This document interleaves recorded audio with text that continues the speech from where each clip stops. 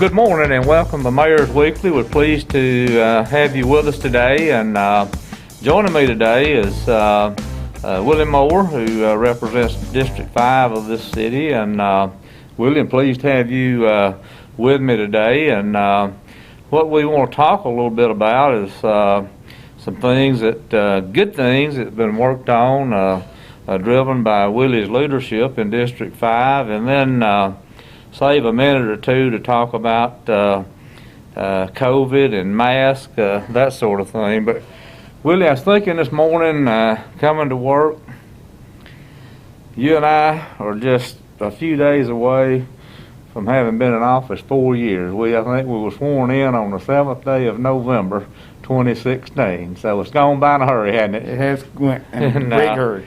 It means we're 4 years older than we were when we started, but I'm glad we are 4 years older. But it's been a good run, and it's been a joy to serve with Willie. And Willie and I talked. I was running for office, and he had his race sealed, and but there's a lot of work that need to be done in District 5.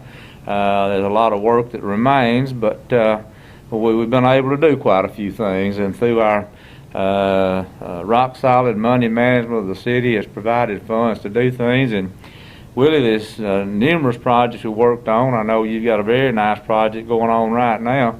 Give you opportunity to talk about some of those things that special to you and how you see them benefiting the community. Yes, we've definitely been working on a lot of the drainage in the district, which there's a lot more room for improvement. You got to start somewhere, and we've been trying to uplift the parks and give them a facelift. Most of the parks in the district were established in 1969 and hadn't been much renovation done to those, and there's been a lot of time and effort spent at the Good Community Center, which is at James A. Cox Park, which we call Frisco Park. We're renovating the outside. We've put a nice picnic pavilion there for families to have family reunions, for different occasions for people to come out and enjoy. And we've put some playground equipment there, over $100,000 worth of playground equipment. And we're renovating the indoors. We're putting a new wood floor in there. That building is over 20-some years old, and nothing's ever been done to that floor. It was previously a rubber-type floor that was supposed to be low maintenance, but it was never anything. With wood floors, you go in and you can sand them and redo them every year, but you couldn't do that with that type floor. So it got to be a safety hazard with bubbles in the floor and different things. So we saw the need that it needed to be there for our youth and our young people to be able to play and enjoy, for the recreation department as well as the community coming in and playing the different sports and different activities that they have over there. So they're going to start that effort this week. Matter of fact, they're bringing the material in. Some of it today I just got notified of.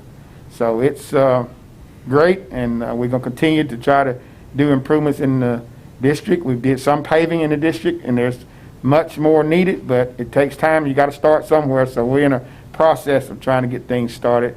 And a mindset or vision of mine is to try to get some grants to help develop the community, to uplift it and make it better for our district. Some of the stuff that we got at the park there was done by grant money and private donors. So we really appreciate that. And we're going to try to just continue and try to get some businesses to want to come into the district along the 269 area. There's a lot of land up in that area, so we're hoping that they'll eventually come there to grow our district, to uplift it and make it more profitable. Willie, we've talked a lot, and I've talked a lot about all the deferred maintenance in this city, and I don't think there's a better example of deferred maintenance than what you pointed out to us at the A.P. Howell Park baseball field. If I got that, that's the right name for that park, that baseball. Yes, sir. The lighting at that baseball field was not adequate for our young people to play ball at night. Well, I mean, it took $50,000 to get the lighting back to where it should be, didn't it, Willie? I mean, that's the kind of condition it was in. Yes, sir. Yes, sir. And still there's, we still got tennis courts that's got to be refurbished at both parks in that district. And charter fields in District 5. We'd like to see some more stuff for those young people there that's right there in the housing unit and in the community in that area, so they won't have far to walk. But yes, it's a lot of expense to, for the renovating. When you don't do anything for a long time, it takes a lot. I'll tell you this, what I refer to as the Good Center. Willie's vision became a reality. He worked hard for it. Playground equipment, Willie, through his work, found not to imply that we bought cheap stuff, but he found a bargain purchase on playground equipment. We were able to connect with a local installer, and Willie, do you have that open now? Is that playground equipment open for the young people to play on? No, hopefully within 2 weeks it will be. We got it shut down because we're in the process of finishing the sod and do the final touches on there. Right. So once that's completed, it will be open for the youth to come in and enjoy. Yeah. What we're gonna see there, it's really turned into a very nice complex. Willie touched on the first thing we did, we built a pavilion. That pavilion is wired in such a way if folks were doing something, needed electricity, they can do that. We got adequate lighting there if you're doing something in the evening time. But when the playground equipment gets finished, you got playground equipment, you have a pavilion, you have a swimming pool, you're going to have a nice gym, basketball court.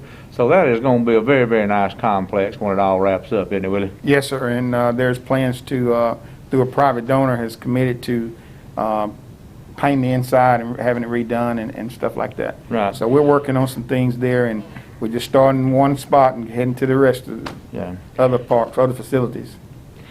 Well, I'm so pleased that we've been able to do that, and my commitment is to continue to support those efforts. I've talked to the council that hopefully we can sit down in late November, December, and begin to look at what monies can we allocate for fiscal year 2021.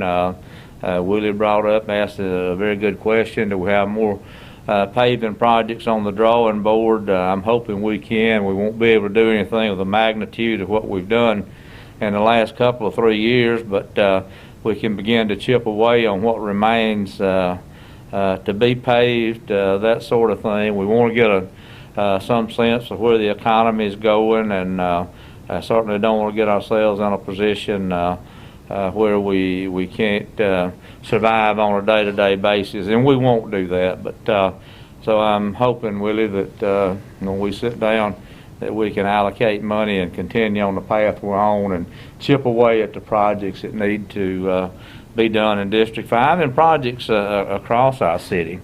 Yes. Willie, I want to touch on, I know you support this, you and I have talked about it from the onset, this thing of COVID and what's happening. I get some of the most interesting communications that leave me scratching my head from time to time, and people asking for things that I don't know. Some people say I read too much, but I think I probably read too little. CNN last evening talking about what they're seeing for COVID-19 this fall. Doctors say this will be the worst surge yet. From treatments to testing to PPE, is the U.S. better at handling COVID now?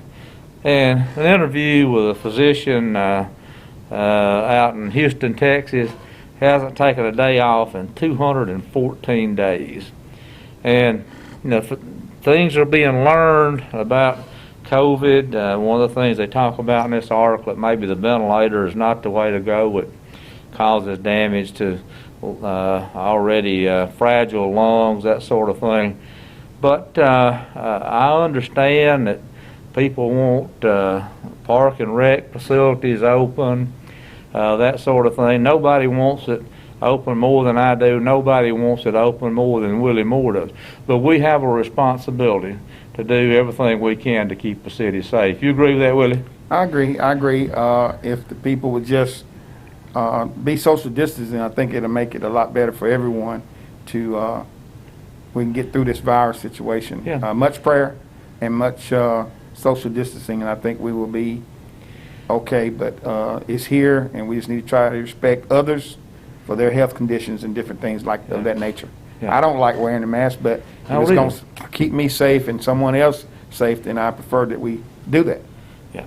Well, and I think we'll see our council do the things that are necessary. I had a person send me a text. I talked about it at the council meeting on Tuesday about what right did I have to infringe on her constitutional rights, and I don't have any right. As I pointed out, the city of Jasper is a Class 7 city. The mayor does not sit with the council. The mayor does not have a vote. So consequently, I can't promulgate anything. But what I said then, and I'm firm on this, whatever decision the council comes to regarding safety measures, this mayor is going to support. One thing I'd call you to today, Ed Howell and his Thursday column, I have to give Ed a lot of credit for his column today, and I'd encourage you to read it. And this thing of constitutional rights, as Ed points out, it's not about constitutional rights. It's about the health and safety of every man, woman, and child that lives in this country. And that's what your focus should be. And, you know, if you elect to be reckless with your own health or whatever, it's not right for you to be reckless with mine. Wouldn't you agree, Willie? I agree, because I have family members that are seniors that I'm concerned about. My mom is up in age, and as well as anyone else. We all are brothers keeper, and I just think we ought to do what's the best and what's right for the citizens and the people of this town and this. And you don't know where it's coming from. Willie, I read last evening on AL.com, our Lieutenant Governor, Will Ainsworth, has just tested positive for COVID-19. And he knows where he picked it up. He picked it up in his Sunday school class. So you don't know where it's coming from. Right. Like you say, you get to wear these masks, and just because you know somebody and you think you don't know who they've been in contact with, so you just can't let your guard down. That's right. I agree. Good. Well, Willie, let me say thank you for joining me this morning, and want you to come back again. And I say this every week.